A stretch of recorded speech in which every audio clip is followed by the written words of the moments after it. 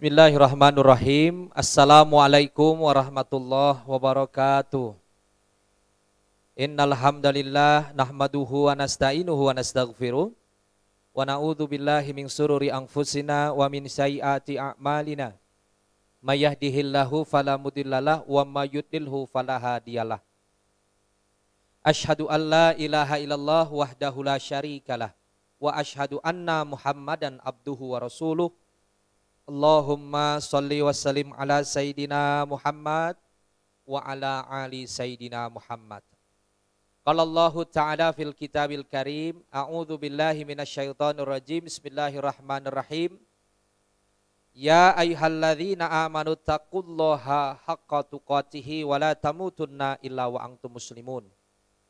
Wa qala idan, bismillahirrahmanirrahim, ud'uni astajib lakum. Al-ayah, sadaqallahul azim. Alhamdulillah, kita bersyukur kepada Allah Subhanahu wa ta'ala atas segala nikmat yang diberikan kepada kita. Allah banyak memberikan nikmat kepada kita, adalah Allah berikan nikmat iman, nikmat Islam, nikmat sehat. Serta banyak-banyak juga kita bersyukur, alhamdulillah masuk dalam pertengahan bulan Ramadan ini, kita masih diberikan kesempatan oleh Allah untuk melaksanakan saum Ramadan dan ibadah sunnah wajib lainnya. Maka sama-sama kita ucap alhamdulillah. Salawat serta salam semoga selalu tercurah kepada junjungan Nabi besar kita Nabi Muhammad sallallahu alaihi wasallam, para ahli keluarga, para sahabat, dan semoga kita semua termasuk umat Rasulullah yang nanti di yaumul akhir akan mendapatkan syafaat. Amin ya rabbal alamin. Baik, sahabat korma yang berbahagia dan muslim brotherhood rahimakumullah. Sebelum kita mulai, yuk sama-sama kita membaca suratul Fatihah. Di antaranya adalah buat guru-guru kita, ya, buat saudara-saudara kita, buat bagaimana bangsa kita ini, semoga senantiasa Allah jaga, Allah berikan kekuatan, sehingga cobaan ujian saat ini diantaranya adalah dampak COVID-19, senantiasa Allah berikan kesabaran, kekuatan kepada kita, keikhlasan, dan tentunya dapat melaksanakan dalam ketentuan Allah, dan ini adalah rancangan dan rencana dari Allah Subhanahu wa ta'ala dengan takdirnya. Ala hadihiniyah, Al-Fatihah. A'udzu billahi minasyaitonir rajim. Bismillahirrahmanirrahim. Alhamdulillahi rabbil alamin. Arrahmanir rahim. Maliki yaumiddin. Iyyaka na'budu wa iyyaka nasta'in. Ihdinas siratal mustaqim. Siratal ladzina an'amta 'alaihim ghairil maghdubi alaihim waladdallin. Amin ya rabbal alamin. Baik, sahabat korma rahimakumullah. Tema kita pada hari ini adalah The Miracle of Pray. Apa itu? Adalah keajaiban doa.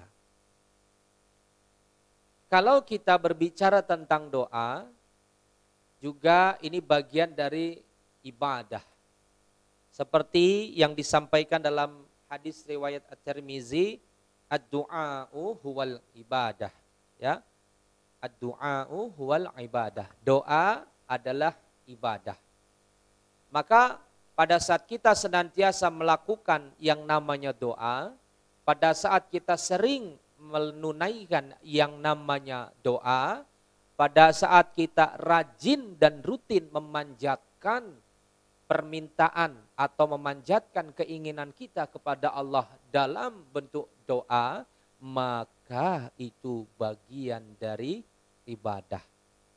Dan ingat, jangan main-main tentang doa. Maka di antara keutamaan-keutamaan atau fadilah-fadilah dalam doa, di antaranya adalah kita akan terjauhi dari sifat sombong. Kenapa dijauhi dari sifat sombong? Karena doa adalah bagaimana kedekatan hambanya kepada Allah. Adalah doa bentuk manusia yang tidak punya daya apa-apa, manusia yang tidak punya kekuatan apa-apa dan manusia tidak memiliki apapun kecuali adalah apa yang menjadi pemberian Allah Subhanahu wa taala. Maka jangan sombong dong. Betul? Sahabat Korma, jangan sombong dong. Di antara bentuk sombongnya, jangan kita tidak pernah berdoa kepada Allah Subhanahu wa taala. Pada prinsipnya, doa itu pasti dikabulkan oleh Allah Subhanahu wa taala. Ya, pada prinsipnya doa itu pasti dikabulkan oleh Allah Subhanahu wa taala. Maka coba dibuka Quran surah 40 ayat ke-60. Ya. Dalam ayat tersebut Allah Subhanahu wa taala berfirman, Bismillahirrahmanirrahim, ud'uni astajib lakum. Al-ayah, shadaqallahul azim. Apa artinya? Bila kita berdoa kepada Allah, pasti aku akan mengabulkan. Jadi pada prinsipnya doa itu pasti dikabulkan. Ya. Baik dikabulkannya saat ini juga. Jadi pada saat kita doa dikabulkan oleh Allah Subhanahu wa taala langsung, ya, tunai, bahasanya tunai itu pada saat kita doa tidak berapa lama dikabulkan oleh Allah. Yang kedua, bisa jadi Allah berikan nanti di saat yang tepat untuk diri kita. Yang ketiga, bisa jadi Allah nantinya akan berikan di akhirat, dikumpulkan, ya, dengan pengabulan yang lebih baik. Bisa jadi yang keempat, Allah akan menghindarkan kita dari malapetaka. Masya Allah. Jadi pada dasarnya doa itu prinsipnya dikabulkan. Dan juga di dalam ayat lain Allah Subhanahu wa taala berfirman, ya, wahai Muhammad, kata Allah, ya, bila hambamu menanyakan aku, katakanlah aku dekat. Dan apabila, ya, hambaku berdoa kepadaku, niscaya aku akan mengabulkan. Jadi pasti pada dasarnya doa itu dikabulkan. Di sini saya yakin ya sahabat Korma, ya, banyak yang berdoa. Berdoanya pasti variatif dan macam-macam. Ada yang doanya, saya yakin yang banyak nonton nih doanya pengen jodoh. Amin, Allahumma amin. Maksudnya apa pengen jodoh? Semoga setelah COVID ini didekatkan dengan jodohnya. Ya Allah, yang jauh dekatkan, yang sudah dekat kuatkan. Ya Allah, yang belum ada adakan, yang sudah ada rapatkan dengan, ya, dengan cara-cara yang syar'i, cara-cara yang dianjurkan, diperintahkan oleh Allah Subhanahu wa taala. Lalu apalagi? Ya, ada juga yang doa setelah, ada kemarin sahabat kami juga baru nikah, ya. Apa doanya? Semoga diberikan atau dijadikan keluarga yang sakinah, mawaddah, warahmah. Diberikan anak keturunan yang soleh dan solehah. Masya Allah. Dan juga banyak doa-doa yang lain. Di antara doanya yang usahanya sekarang kena dampak COVID. Semoga Allah berikan kesabaran. Diberikan kekuatan. Dan setelah ini pasti Allah berikan kejutan yang besar bagi hamba-hamba yang bersabar. Ya, amin ya rabbal alamin. Yang juga ada yang saudara kita di PHK, ya, ada, ya, karena kami di Korma juga Muslim Brotherhood ini melakukan aksi yang namanya geber pangan, ya, yang diantaranya fokus untuk membantu saudara-saudara kita yang terkena dampak COVID, baik pekerjaan, ekonomi maupun penghasilan. Lalu apa yang terjadi? Ya kita dorong untuk kita banyak membantu saudara-saudara kita diberikan kesabaran dan kekuatan. Amin ya rabbal alamin. Maka hati-hati, ya. Kalau kita tidak yakin dengan doa, maka di antara keutamanya terbebaskan dari sifat sombong. Yang merasa hebat, merasa kuat, ya, merasa sudah cukup, akhirnya dia sombong dengan tidak memanjatkan doa, mengangkat tangan kepada Allah Subhanahu wa taala. Lalu apa keutamaan yang kedua? Kalau kita berdoa, kita akan dicintai oleh Allah Subhanahu wa taala dan akan jauh dari murka Allah. Murka Allah tuh Allah marah loh kalau ada orang yang gak mau berdoa. Sombong kita. Semakin banyak kita doa, Allah semakin senang, diarep-arep kita. Ditunggu-tunggu kita ngangkat tangan. Makanya tolong dong, ya ini yang milenial ya, sehabis sholat fokus ngangkat tangan, ya zikir kita, doa sama Allah. Habis sholat fardu, habis sholat sunnah, ya baik sholat ba'diyah qobliyah, baik sholat tarawih, sholat tahajud, jangan lepas dari doa kepada Allah Subhanahu wa ta'ala. Ya, itu prinsipnya, doa pasti dikabulkan dan kita terbebas dari perbuatan sombong, sifat sombong. Yang kedua, Allah akan mencintai kita dan jauh daripada murka Allah Subhanahu wa ta'ala. Amin, Allahumma amin. Sebelum saya menyampaikan bagaimana tips dan trik, ya, bagaimana doa itu akan dikabulkan oleh Allah Subhanahu wa ta'ala dan agar doa-doa kita diterima, saya akan menyampaikan salah satu kisah. Ya, ini kisah Imam Ahmad ibnu Hanbal, ya, atau ya Imam Hambali, ya Imam Ahmad ibnu Hanbal, ya. Bahwa dalam kisahnya Imam Ahmad ibnu Hanbal, ya, ini tidak tahu kenapa dan apa yang terjadi pada saat dia istirahat, beliau istirahat itu ada rasa-rasa gelisah. Apa rasa gelisahnya? Kok pengen gitu jalan ke salah satu kampung, jalan ke salah satu tempat, tapi nggak tahu tujuannya apa, nggak tahu mau ngapain. Yang jelas dorongan ke situ sangat tinggi.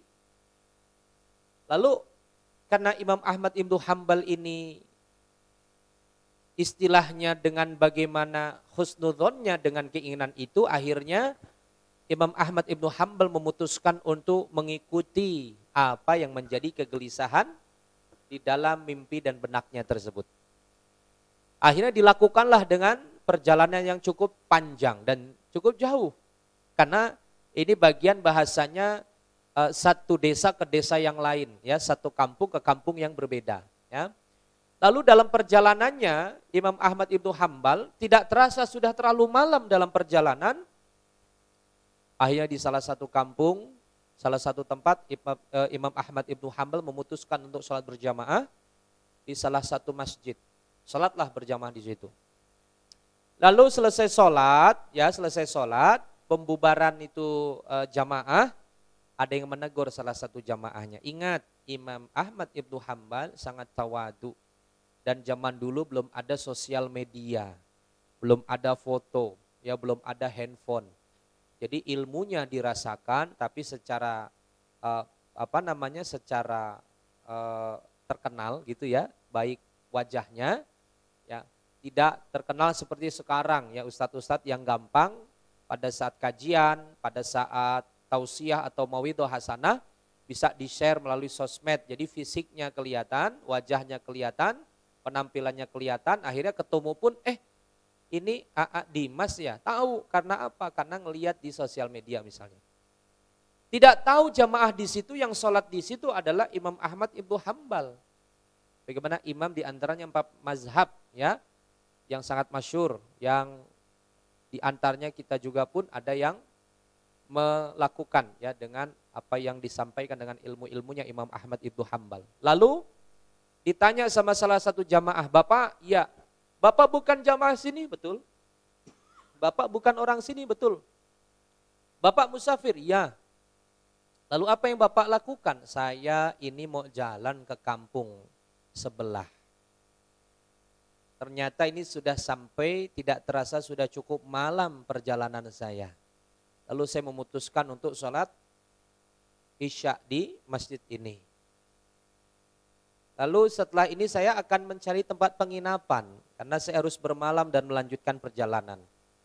Lalu apa yang terjadi? Salah satu jamaah tadi yang mengajak bicara nggak tahu yang diajak bicara itu adalah Imam Ahmad ibnu Hanbal. Nggak tahu secara fisik, secara zohir itu adalah imam besar.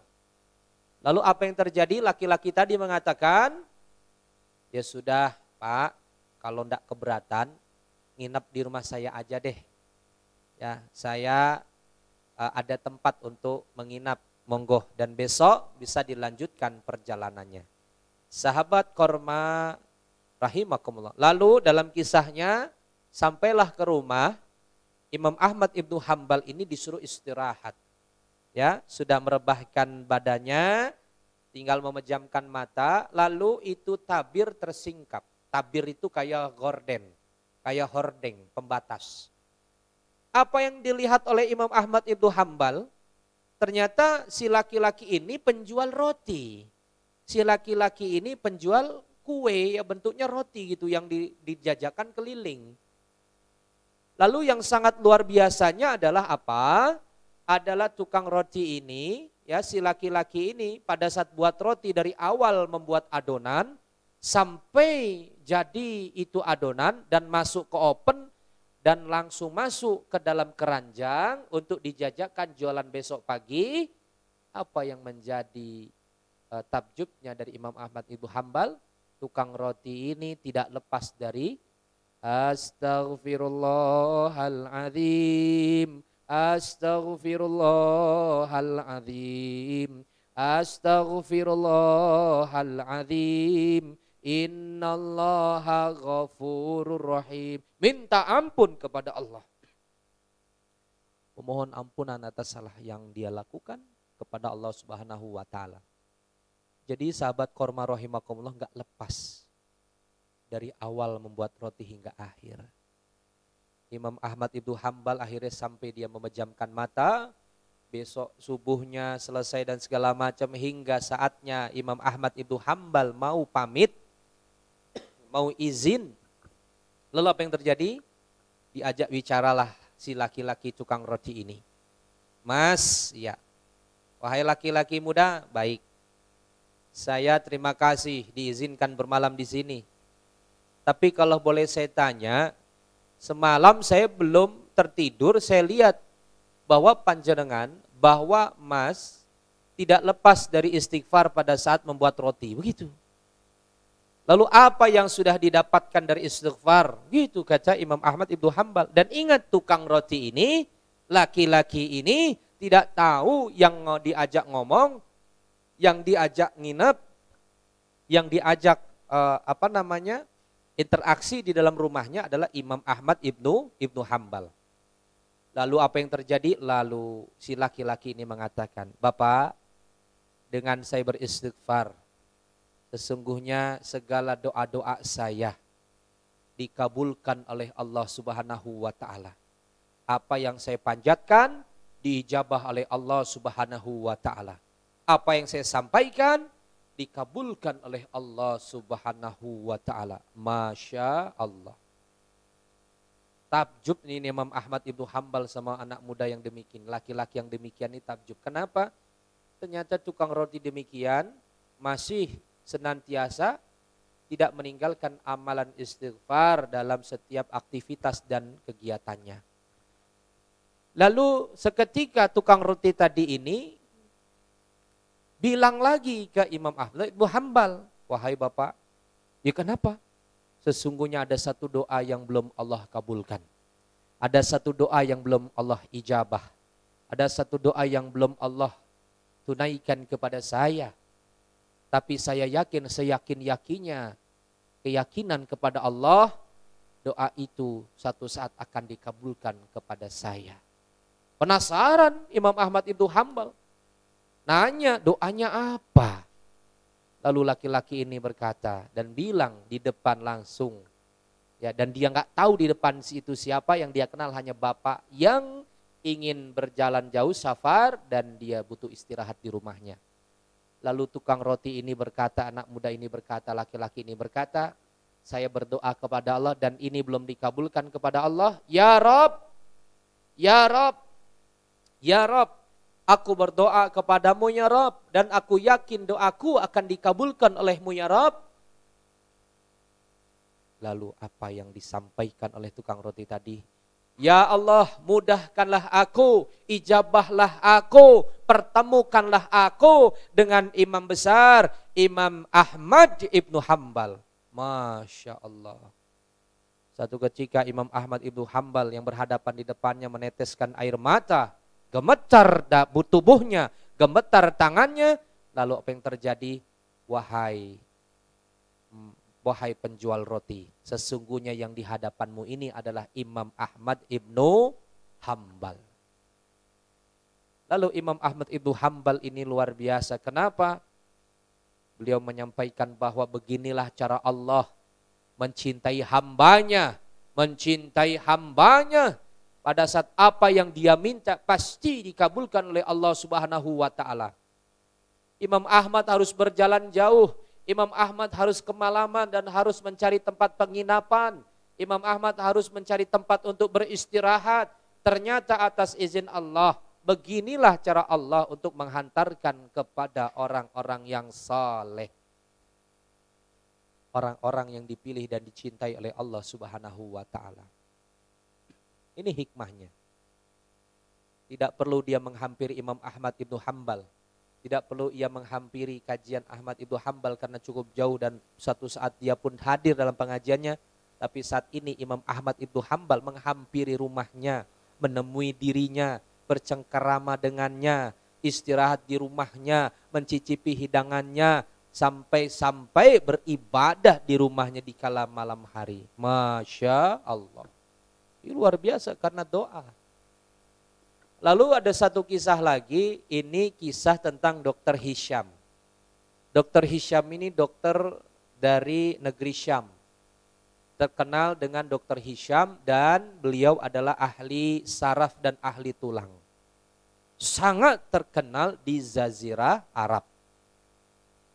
Dalam kisahnya Dr. Hisham bercerita.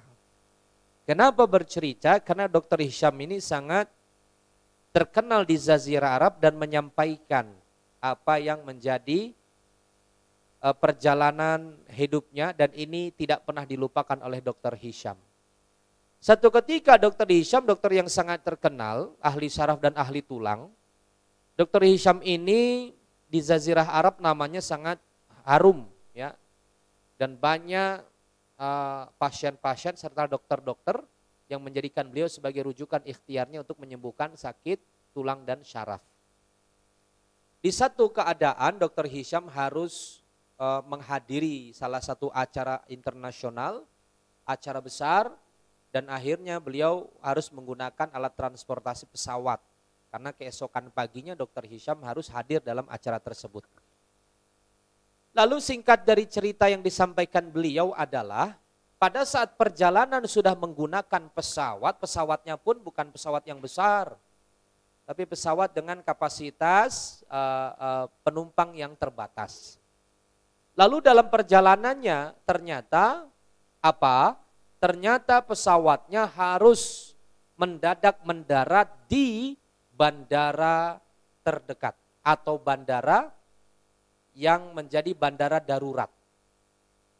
Kenapa? Ternyata cuaca buruk, cuacanya tidak bersahabat, sehingga pilot memutuskan pesawat harus mendarat darurat di bandara terdekat, bukan bandara komersil. Akhirnya apa? Akhirnya pesawat itu mendarat di bandara darurat. Sampailah mendarat, lalu Dr. Hisham ini agak harap-harap cemas. Kenapa? Karena kok tidak tempat tujuan, sedangkan dia besok harus acara, dan maaf pula bandaranya bukan bandara komersil, tapi bandara darurat. Apa bedanya? Kalau bandara komersil itu ada tempat nunggu, ada wifi, ada restoran, ada mungkin tempat hotel nginepnya, tapi ini bandara darurat jauh daripada harapan apa yang diharapkan Dr. Hisham. Sampai tidak ada apa alat sinyal telekomunikasi. Lalu satu ketika Dr. Hisham nanya sama salah satu petugas bandara, "Bapak, iya, saya boleh tanya?" "Oh jelas boleh." "Saya tanya, biasanya yang sudah dengan kondisi cuaca buruk seperti ini pesawat bisa berjalan lagi berapa jam, Pak?" Lalu petugas bandara darurat tadi mengatakan, "Pak, biasanya dengan keadaan cuaca begini, biasanya butuh waktu 8 sampai 12 jam. Hampir setengah hari. 8-12 jam, Masya Allah. "Iya Pak, karena cuaca begini sangat khawatir kita melanjutkan perjalanan." Gitu katanya. Lalu akhirnya apa? Dengan berat hati dokter Hisam ini mencari alat telekomunikasi karena ingin mengabari keluarga dan panitia yang akan dia hadiri dalam acara konferensi dari bagaimana dokter-dokter yang terkenal itu. Akhirnya apa? Ya sudah dia putuskan dengan kendaraan seadanya mencari tempat penginapan terdekat. Dalam perjalanannya nggak ketemu, bayangkan, tempat penginapan. Sudah ada mungkin beberapa kilo, akhirnya menemukan satu rumah yang terlihat maaf jauh daripada layak, tapi itulah tempat yang mungkin dia lihat dalam satu perjalanannya, dan itu mungkin adalah tempat istirahat yang tepat menurut dokter Hisham. Lalu diputuskanlah untuk mengetuk pintu dari rumah tersebut. Diketuk, Assalamualaikum. Waalaikumsalam. Dibukalah dari balik pintu. Ternyata dari balik pintu adalah seorang nenek yang sudah tua renta. Lalu dokter Hisam bilang, Nek, iya. Bolehkah saya masuk, Nek? Ya. Loh, Anda siapa? Jadi diceritakan sama dokter Hisam. Begini, sampailah mendarat begini, saya cari tempat penginapan. Lalu apa yang dikatakan nenek? Boleh, silahkan. Boleh Bapak masuk kalau demikian. Lalu bapaknya nanya lagi dokter Hisamnya. Nek, apakah nenek punya alat telekomunikasi? Karena saya sangat butuh untuk mengabari orang-orang di tempat saya. Lalu nenek bilang apa? Maaf Pak, saya tidak punya alat telekomunikasi. Saya hanya punya secangkir teh sama makanan kecil. Kalau Bapak bersedia silahkan masuk. Kalau tidak ya terima kasih, saya tidak bisa memenuhi apa yang Bapak inginkan. Enggak tahu itu nenek siapa orang yang datang ke rumahnya. Lalu dipersilahkan masuk, dokter Hisham duduk, ya bahasanya di tempat peristirahatan. Si nenek ini membuat teh. Membuat teh, setelah teh jadi disiapkan juga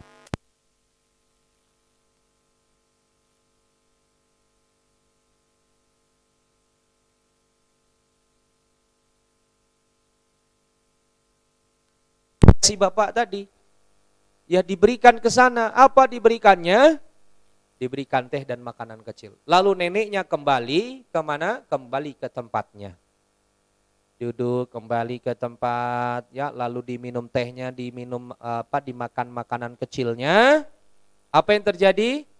Si nenek tadi. Ya terus dia pegang zikirnya, pegang tasbihnya, astagfirullahaladzim, astagfirullahaladzim.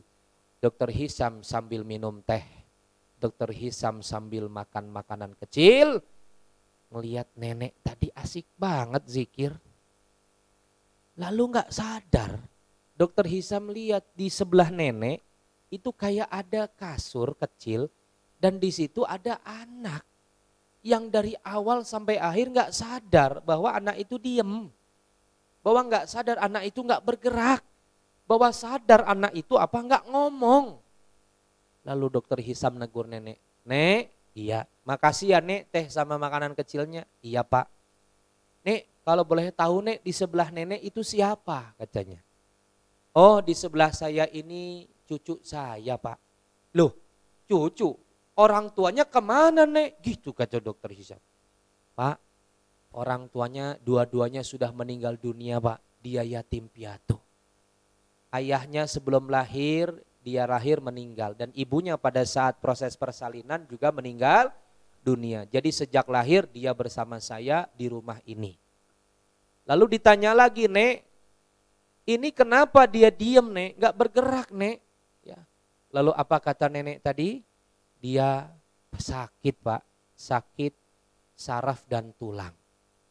Karena sejak lahir tidak tahu kenapa dia panas tinggi lalu terjadilah perubahan dalam tubuhnya dan dia akhirnya tubuhnya seperti bungkuk dan sampai saat inilah kondisinya demikian dan tidak bisa jalan, tidak bisa bergerak.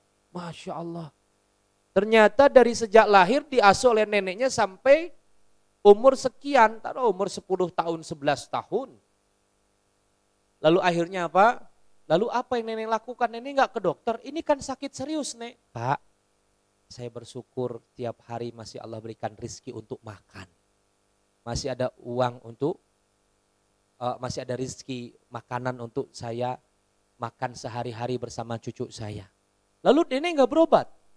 Ya, kalau berpikir berobat Pak, dari rumah saya menuju rumah sakit butuh biaya yang besar, butuh biaya yang banyak. Ya sudah makan saja sudah, alhamdulillah. Lalu apa yang nenek lakukan? Tapi Pak, saya punya Allah. Saya punya Allah yang punya segala-galanya. Lalu apa yang nenek lakukan? Saya senantiasa berdoa kepada Allah. Dan saya yakin satu saat doa saya akan dikabulkan dari Allah. Dan saya satu-satunya berharap hanya kepada Allah. Lalu saya senantiasa sehabis zikir saya berdoa, terus saya berdoa bertahun-tahun sampai anak ini menginjak umur 10-11 tahun saya berdoa kepada Allah. Apa doanya nih? Saya berdoa kepada Allah dan saya tahu ya Allah, anakku ingin berobat ya Allah, cucuku ingin berobat ya Allah. Aku ikhtiarkan, aku ingin anakku berobat, aku ingin anakku dibawa ke rumah sakit. Dan aku yakin ya Allah, asbab diantaranya bagaimana aku ikhtiar, mudahkanlah ya Allah anakku berobat dan bertemu dengan dokter Hisham. Masya Allah. Dokter Hisham gemetar, keringat dingin keluar dari tubuhnya. Kenapa? Karena bagaimana rencana Allah, dia harus berjalan dengan pesawat, pesawatnya harus mendarat darurat, dan disitulah 8-10 jam, 12 jam, dia harus menunggu, akhirnya mencari tempat menginap, akhirnya menemukan rumah, dan rumah inilah bertemu nenek ini, dan disinilah dia bertemu anak, yang anak ini sesuai dengan profesi atau keahlian dokter Hisham, sebagai ahli tulang, ahli syaraf, asbab doa dari neneknya. Maka jangan sepelekan tentang doa. Dokter Hisham gemetar. Apa yang dikatakan dokter Hisham? Beginilah cara Allah untuk mengabulkan, mencintai dari hamba-hambanya yang dekat dengannya. Udu'uni astajib lakum. Maka sahabat korma rahimakumullah, banyak pelajaran yang kita bisa ambil dengan doa tadi. Bagaimana pelajaran pertama dengan tukang roti, dalam kisah Imam Ahmad Ibnu Hambal dan kisah dokter Hisham, ya dokter yang sangat terkenal di Jazirah Arab, yang keahliannya adalah profesi sebagai dokter, keahlian atau spesialisasinya dokter tulang dan dokter syaraf. Dan ini adalah kisah yang sangat luar biasa yang menginspirasi. Lalu bagaimana Ustadz cara doa kita diterima? Ya, saya akan sampaikan kurang lebih 2-5 menit lagi. Yang pertama adalah senantiasa pada saat kita berdoa, kita tidak berdoa kecuali kepada Allah saja, dan kita meyakini bahwa Allah sajalah yang mengabulkan doa-doa kita. Itulah diantara agar doa kita diterima, agar doa kita dikabulkan. Satu, kita berdoa hanya berharap ya kepada Allah saja, dan kita yakin yang mengabulkan hanya Allah. Karena maaf sahabat korma rahimakumullah, ada loh orang yang berdoa bukan kepada Allah tapi kepada pohon. Ada loh orang yang berdoa tapi dasarnya dari zodiak. Taurus, ya, Virgo, ya, Sagittarius, Leo, ya, dan lain hal sebagainya. Ada loh orang yang berdoa juga berharap kepada jin, setan dan sebangsanya. Ternyata ada yang tidak berharap kepada Allah. Maka di sini kita didorong untuk berdoa hanya kepada Allah saja dan yakin Allah yang mengabulkan, ya. Dalam Quran surah Al-Jin, ya, ayat ke-18, Allah Subhanahu wa taala berfirman, A'udzubillahi minasyaitonirrajim, bismillahirrahmanirrahim. Wa annal masajida lillahi fala tad'u ma'allahi ahadan. Yang artinya, dan sesungguhnya masjid-masjid itu milik Allah, maka janganlah kalian berdoa di samping kepada Allah sesuatu sembahan apapun. Ya, lalu apa yang berikutnya adalah berdoa dengan baik sangka kepada Allah, berdoa dengan husnudzon. Ya, apa itu husnudzon? Adalah doa dengan positive thinking, ya, berdoa dengan apa? Dengan prasangka baik pasti Allah akan mengabulkan. Karena AA atau Ustadz atau saya ya pernah mendengar suka ada ngomong gini, doa udah sering kok nggak pernah dikabul-kabulin ya. Doa udah rutin tapi kok nggak kabul-kabul ya gitu. Itu kata Rasulullah adalah orang-orang yang ya, orang yang bagaimana senantiasa cepat menyimpulkan, orang yang senantiasa tergesa-gesa. Kenapa tergesa-gesa ya Rasul? Dia senantiasa suka ngomong. Ngomongnya apa ya Rasul? Aku udah doa kok nggak dikabul-kabulin. Itu namanya orang yang tergesa-gesa. Padahal yakinlah doa itu pasti dikabulkan oleh Allah Subhanahu wa taala. Lalu yang berikutnya apa agar doa dikabulkan oleh Allah?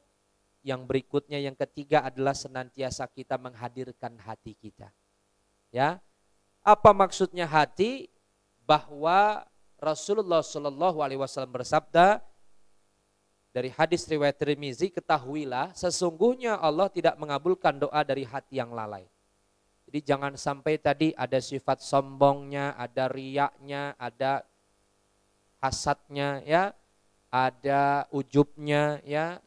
Dan disitulah bagaimana penghalang dari doa-doa yang dikabulkan oleh Allah Subhanahu wa ta'ala. Lalu apa yang terakhir? Yang terakhir adalah senantiasa menjauhi makan makanan yang haram. Ya, makanan yang haram. Apa itu yang haram? Makanan yang bagaimana dilarang oleh Allah Subhanahu wa ta'ala. Makanan yang dilarang oleh Allah, maka jangan dimakan. Dalam hadis riwayat Muslim, ya, yang artinya Rasulullah Shallallahu alaihi wasallam bersabda, sesungguhnya Allah tidak menerima kecuali yang baik. Kemudian beliau menyebutkan seseorang yang lama bersafar, jadi orangnya ini sudah lama berjalan, safar ini perjalanan jauh, rambutnya kusut, tubuhnya berdebu, lalu dia mengadahkan tangan. Lalu bahasanya gini, mengadahkan tangan ini salah satu syarat doa dikabulkan. Padahal makanannya, padahal minumannya, padahal pakaiannya dan barang yang haram ya adalah dari barang-barang yang haram serta dia diberi makanan dari yang haram, bagaimana mungkin kata Rasulullah doanya dikabulkan oleh Allah Subhanahu wa taala. Maka jangan sampai kita banyak doa masih ada makanan yang haram. Ya, apalagi berani-berani membiasakan makanan yang subhat, yang ragu-ragu. Ragu-ragu juga bisa mendekati keharaman. Apa yang haram? Tadi jauhi makanan yang dilarang Allah, babi, anjing, yang diharamkan darah, ya. Makanan yang tidak pada saat menyembelih, ya, mengucapkan Bismillahirrahmanirrahim, menyebut nama Allah, ya, itu yang diharamkan oleh Allah. Terus apalagi untuk menjaga kehati-hatian, carilah makanan di mart, di swalayan dengan logo halal MUI.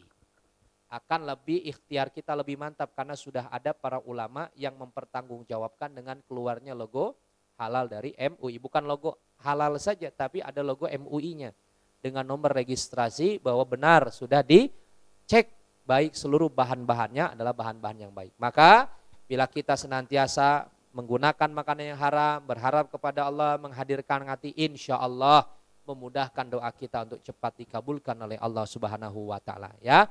Baik, saya rasa itu saja dan jangan lupa nih, ya, kita hadir nih hari ini dalam kultum online Ramadan Muslim Brotherhood. Bisa juga nanti yang belum live IG ya dilihat IG-nya, di follow juga dan live Uma di kultum online Ramadan Muslim Brotherhood. Kita mengadakan, oh ya juga bisa lihat delay-nya ya atau siaran ulangnya di YouTube Muslim Brotherhood. Dan jangan lupa kita mengadakan program Ramadan ini geber pangan sampai proses Covid tentunya ya selesai. Gerakan berbagi pangan, geber pangan Kota Semarang, ajakan untuk berbagi ya kepada saudara-saudara kita yang terkena dampak Covid, baik pekerjaan, baik ekonomi dan baik penghasilannya. Kita bantu dengan bahan pangan langsung diantar ke rumah mereka. Jangan lupa follow, like dan follow akun IG Muslim Brotherhood, YouTube Muslim Brotherhood Official. Nah, kalau mau donasi jangan lupa juga bisa ke Geber Pangan, Bank Syariah Mandiri 712-994-3275 ya. Oh, ada pertanyaan. Baik. Terima kasih. Satu ya. Ustadz, bagaimana dari Erwin? Ya, bagaimana cara menjaga supaya kita tidak putus asa terhadap doa yang belum dikabulkan oleh Allah? Ya, kita tidak boleh putus asa atas rahmat Allah. A'udzu billahi minasyaitonir rajim. Bismillahirrahmanirrahim. Qul ya ibadiyalladzina asrafu ala anfusihim la taqnatu mir rahmatillah. Al-ayah sadaqallahul azim. Kita enggak boleh putus asa atas rahmat Allah. Kita enggak boleh loh. Bahwa Allah akan terus memberikan rahmat kepada kita. Ya. Terutama di antaranya Allah akan mengabulkan doa kita. Yakin. Bagaimana tidak putus asa? Ya, tidak putus asa, ingatlah. Ingatlah bahwa dari semua doa yang kita panjatkan, kita ingat-ingat doa yang sudah Allah kabulkan. Jangankan yang sudah Allah kabulkan, yang enggak kita minta aja kita dikasih. Betul? Yang enggak kita minta kita dikasih. Jantung gerak sendiri, yang gerakin Allah. Mata berkedip, Allah yang gerakin. Darah mengalir, Allah enggak kita minta. Ya, nafas semuanya Allah kasih. Allah enggak kita minta, Allah kasih kepada kita. Amin Allahumma amin. Ya. Gitu ya, insya Allah jangan putus asa dan jangan cepat menyimpulkan, kata Rasulullah SAW. Jangan tergesa-gesa, itu adalah orang yang suka ngomong, Ustadz gimana kok kita doa tapi tidak dikabulkan oleh Allah Subhanahu wa taala ya. Baik, alhamdulillah sahabat Kun rahimakumullah, juga jangan lupa follow Instagram saya @dimas.anafadli dan juga YouTube di AA Dimas Anafadli. Subscribe, like, share and comment ya. Terima kasih banyak. Wallahul muwafiq ila aqwamit thoriq. Yuk kita tutup dengan baca alhamdulillah, alhamdulillahirabbil alamin dan istighfar 3 kali. Astagfirullahaladzim, astagfirullahaladzim, astagfirullahaladzim. Dan jangan lupa doa penutup majlis. Subhanaka Allahumma wa bihamdika asyhadu alla ilaha illa anta astaghfiruka wa atubu ilaik. Wallahul muwaffiq ila aqwamit thoriq. Wassalamualaikum warahmatullahi wabarakatuh.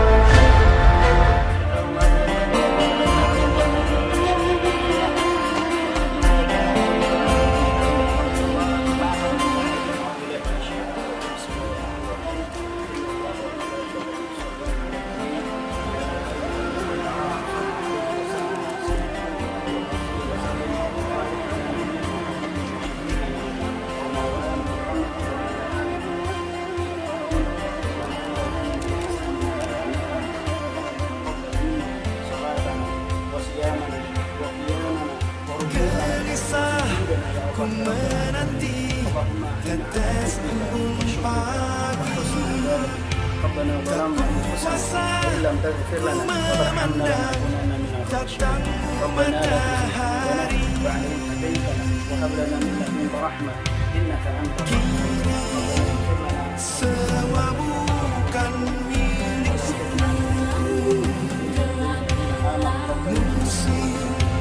itu telah berlalu, matahari segera berganti,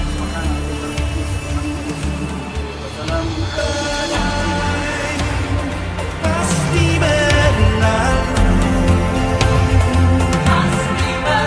badai pasti berlalu, badai pasti berlalu, badai pasti Ya, mohon berlalu. bantuannya untuk memikirkan orang kecil, kayak ada